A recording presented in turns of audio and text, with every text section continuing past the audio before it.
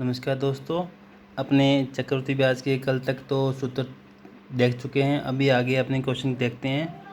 तो इस क्वेश्चन देखने से पहले अपने कल का थोड़ा रिवाइज कर लेते हैं। अपने कल क्या देखा था, तो इसमें देखा था अभी मिश्रधन का फॉर्मूला था मूलधन 1 प्लस दर बटे में 100 घात समय, और इसके बाद में चक्रवृद्धि ब्याज कंपाउंड इंटरेस्ट CI बराबर A माइनस P। अपने पता है मिश्रधन में से मूलधन गिराते हैं तो ब्याज बचता है। ये अपने कल तक देख चुके थे। कुछ क्वेश्चन अब कल क्वेश्चन के बारे में अपने कल देखा था अपने जैसे दर अर्धवार्षिक या वार्षिक, उसके बाद टाइम 6 माही, त्रैमाही, इसके बारे में अपने अध्ययन थोड़ा देखा था अपने। आज इसके बारे में क्वेश्चन करते हैं। अभी कैसे क्वेश्चन आते हैं, क्वेश्चन देखते हैं अपने। इसके अंदर पहला मूलधन P बराबर 10,000 रुपये, आर अपने दी हुई है 20% वार्षिक दी हुई है, यानी 1 वर्ष का जो ब्याज लगेगा वो 20% पे लगेगा। अब टाइम दिया अपने को 1.5 वर्ष, या अपने दिया हो 18 माह है, यानी जो भी जिसमें लिखा हुआ इसे। अब इसमें क्या आगे लिखा हुआ है इसके अंदर 6 माही, ये चीज़ इंपॉर्टेंट है। इसके अंदर 6 माही, वार्षिक, अर्धवार्षिक, त्रैमाही जो लिखा हो उसके बारे में अपने देख के उस क्वेश्चन करते हैं। उससे आपसे देखते हैं अगर वार्षिक दिया हो तो यहाँ पे इसको वार्षिक बनाना है, अगर इसको 6 माही दिया तो इसको 6 माही बनाना है। अब इसमें दर को अपने 6 में बनाते हैं। दर को 6 में बनाने के लिए क्या करेंगे, 6 महीने के 2 आते हैं 1 वर्ष में, तो इसमें 2 का भाग देंगे 10%, ये आ गई अर्धवार्षिक। ठीक है, अब R 10% होगी।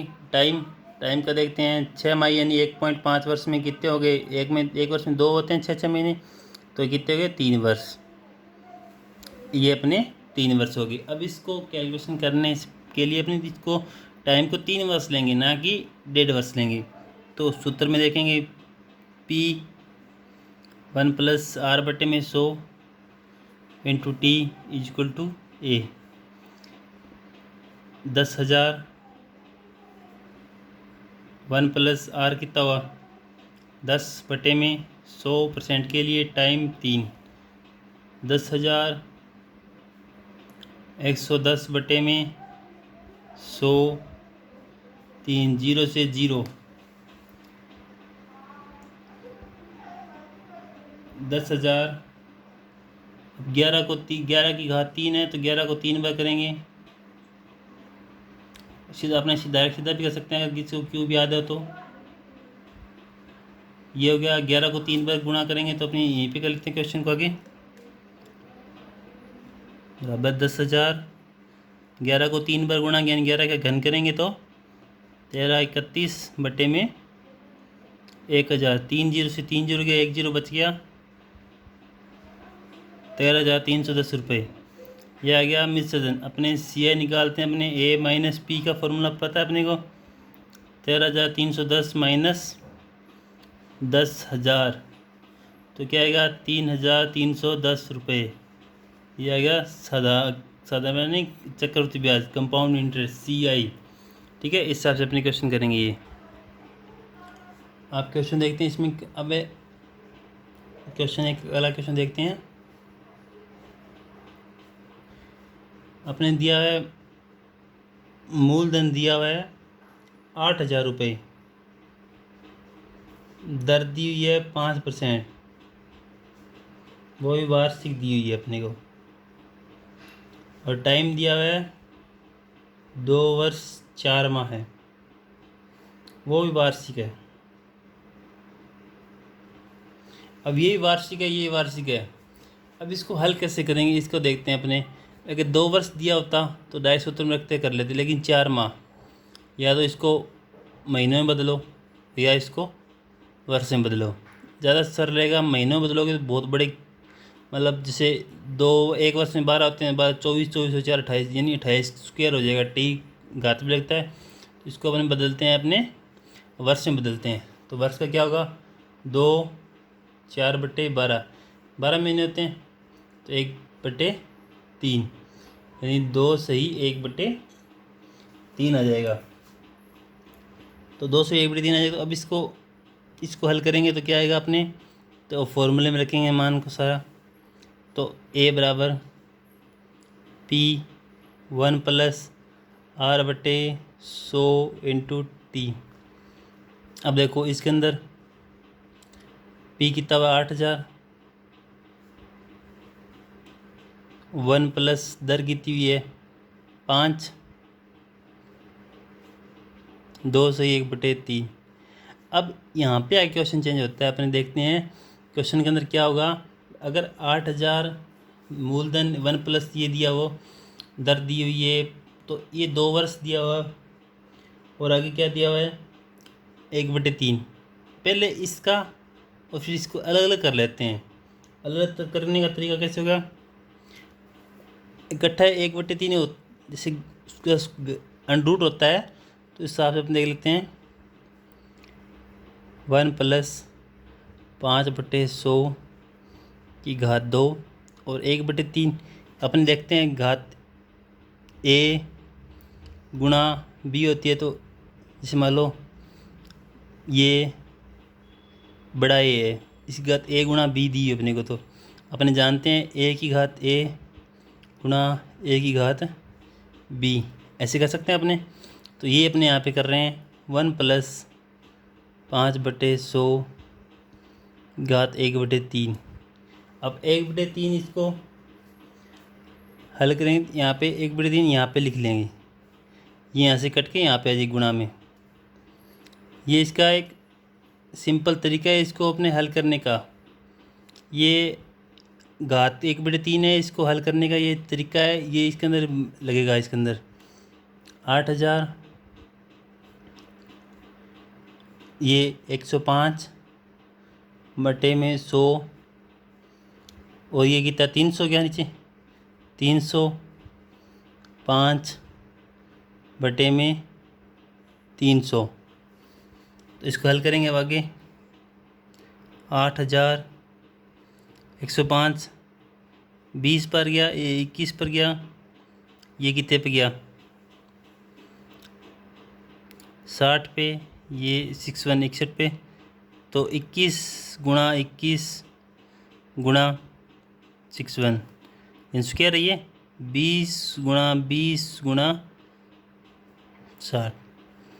अब इसको हल करेंगे, 0 0 0 3 0 से 3 0 गए, 4 2 बार 2 गया, 2 से ये गया 3, 3 से गया 7।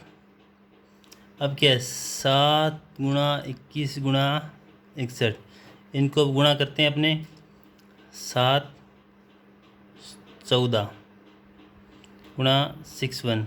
अब इनको हल कर लेते हैं अपने, कैलकुलेशन करके देख लेते हैं। कैलकुलेशन आएगी 8967 रुपये। इनको जब गुणा करते हैं अलग से तो ये आता है 8967 रुपये। ये कितना आया, क्या आया, ये आया मिश्रधन। अपने क्या पूछा है, ब्याज पूछे, तो 8000 इसमें से घटा देंगे तो क्या आएगा 967 रुपये। ठीक है। अब क्वेश्चन ये तो आगे बड़े क्वेश्चन। अब अगर कंपटीशन में दिया हो तो उसका कैसे करते हैं, उसके अपने थोड़ा शॉर्ट में करके देखते हैं, उसके क्वेश्चन किस हिसाब से अपने उनके क्वेश्चन हो पाएंगे, ऑप्शन दे के किस प्रकार हो पाएंगे, उसके बारे में अपन डिस्कस करते हैं। अभी अब तक जो कर रहे थे अपने, जो सारा क्वेश्चन कर रहे थे वो कर रहे थे पूरा एक्सप्लेन करके, लेकिन कंपटीशन के अंदर अपने टाइम कम होता है, तो उसके लिए अपने उसके क्वेश्चन को अपने सिंपल करना होता है। जैसे अपने क्वेश्चन दिया होता कोई 8000 रुपये, 8000 रुपये दिया हो, मूलधन मान लो, ठीक है। अब अपने दर दी हो 10%, टाइम दिया हो मान लो 2 वर्ष, ठीक है, 2 वर्ष दिया हो। अब इसको जल्दी जल्दी हल कर ले। ऑप्शन कैसे करते हैं, देखो साधारण ब्याज में तो ये था 10% 2 वर्ष के लिए 20, यानी इसको 20 से गुणा करके देख लो। सीधा साधारण ब्याज का फॉर्मूला क्या था, 20 गुणा करो बटे में 100 करो, 2 0 16, यानी 1600 रुपये हुआ।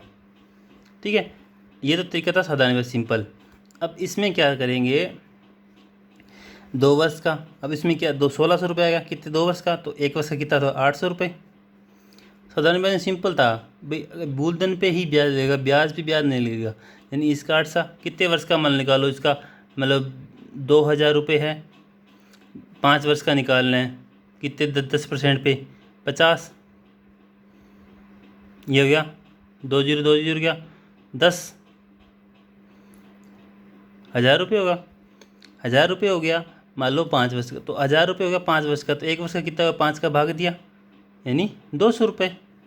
ये तो था साधारण ब्याज में। अब क्या करना है, चक्रवृद्धि ब्याज में क्या करते हैं, ब्याज पे ब्याज लगता है, तो उसका क्या तरीका होता है, अपने ये देखना है भाई। अगर मान लो ये आ गया 2 वर्ष का पूछा अपने 1600 रुपये, भाग दिया 800। चक्रवृद्धि ब्याज का 1 वर्ष का 800 रुपये, तो इस 800 पे भी ब्याज लगेगा ना, अगले वर्ष तो इस 800 पे ब्याज लगेगा। तो 800 का ब्याज और निकाल लेते हैं अपने 20/100 यानी 160 रुपये। अब ये 160 रुपये इसके अंदर जोड़ देते हैं, 1600 गुना के प्लस 160 06, ये आएगा टोटल ब्याज।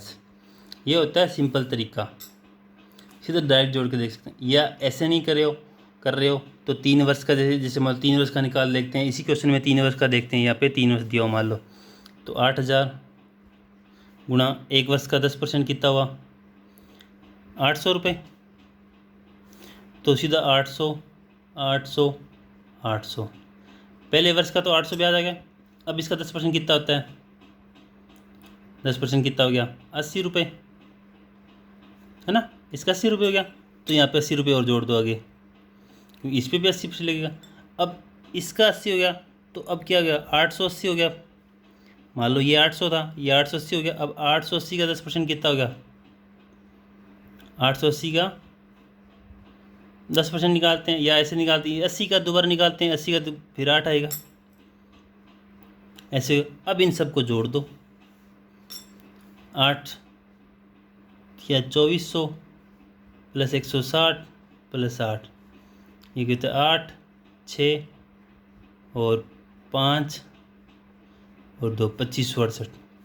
ये सिंपल तरीका है, इस हिसाब से अपने कर सकते हैं। ये ट्रिक के द्वारा अपने कर सकते हैं। इससे कैलकुलेशन करना हो, क्वेश्चन बिल्कुल सिंपल होगा।